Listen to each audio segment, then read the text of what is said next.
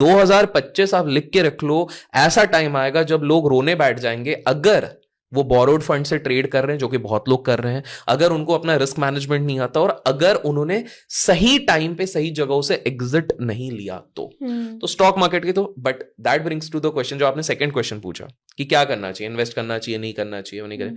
मैं हमेशा कहता हूं कि भाई लॉन्ग टर्म में जो पैसा बनता है वो दिवाली पे नहीं बनता, दिवाले पे बनता है। जब सबका दिवाला निकलेगा ना, तब आप बैठ के इन्वेस्ट करते जाओ। अब आप सिंपल से बताओ, आपको जब शॉपिंग करनी रहती होगी ऑनलाइन, तो बहुत कम, जितना भी इंसान के पास पैसा हो ना, हम हैं इंडियंस, हम लोग वेट करते हैं बिग बिलियन सेल का, करेक्ट, कि कब आएगा वो अमेजोन का सेल या ये।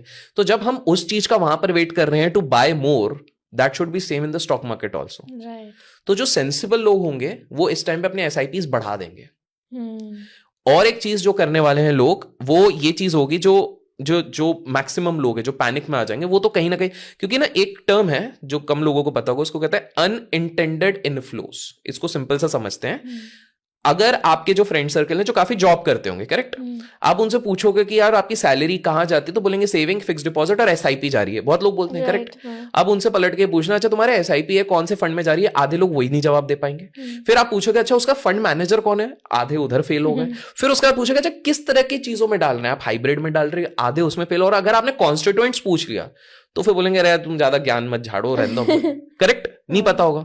ये होता है अनइंटेंडेड इनफ्लोस, मतलब इंटेंशन है नहीं, बट हमको कहां पैसा डालना हमको पता ही नहीं है, तो हमारा वो चल रहा है। तो ये अनइंटेंडेड इनफ्लोस जो चलते रहेंगे, ये लोग ना सुनी सुनाई बातों पे चलते हैं। The moment they will get to know, तो कहीं ना कहीं यार रुक जाओ, अभी और मत डालो, नेगेटिव दिख रहा है, पहले तो 15% प्लस था, अभी तो 8% ही दिख रहा है, मतलब अब राइट टाइम में डालने का लॉन्ग टर्म इन्वेस्टर्स के लिए। तो वो लॉन्ग टर्म इन्वेस्टर्स को उस टाइम पे बढ़ाना चाहिए। तो अभिषेक करके 2025 की स्टॉक मार्केट टिप क्या रहने वाली है, और आप अपने लिए क्या स्ट्रैटेजी यूज करने वाले यार मेरा सिंपल सा है, आई एम एक्सपेक्टिंग 2025 में मैसिव क्रैश आएगा। मैं ये नहीं कह रहा हूँ स्टार्टिंग में ही आ जाएगा, ये अभी जो गिरा हुआ है हाल फिलहाल में जब हम रिकॉर्ड कर रहे हैं, ये तो कुछ भी नहीं है।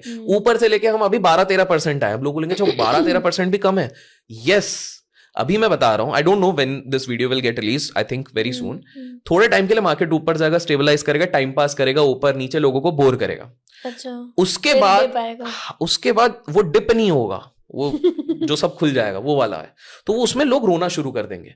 और अच्छा, कुछ लोग कहेंगे कि किसी के एस्ट्रोलॉजर ने कहा है कि ये होगा, किसी के भविष्य वाले ने कहा है ये होगा, किसी तांत्रिक ने कह दिया ये होगा।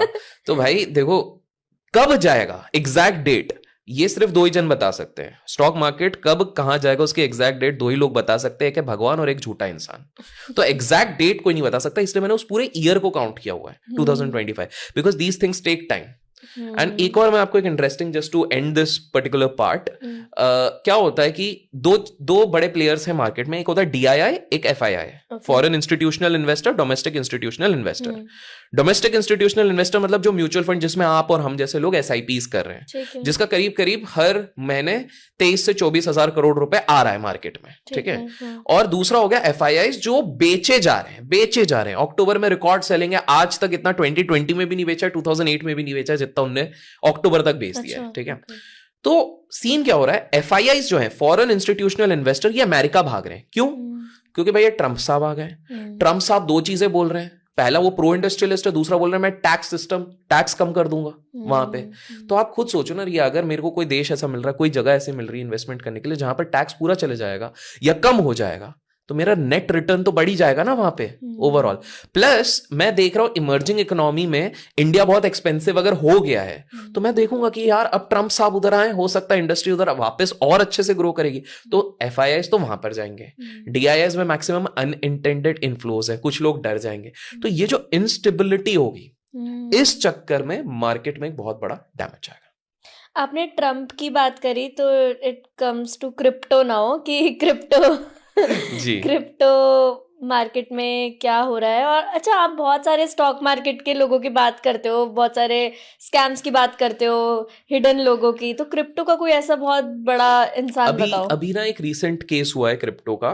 एक बंदा है, नाम है सू है, ये चाइनीज जापानीज के नाम थोड़ा अजीब ही रहते हैं, ठीक है। तो वो सू बंदा ना एक एरो कैपिटल करके हेज फंड चलाता है। हेज फंड मतलब जो अरबों की संपत्ति में खेलते हैं, बड़े बड़े क्लाइंट्स के पैसे लेते हैं।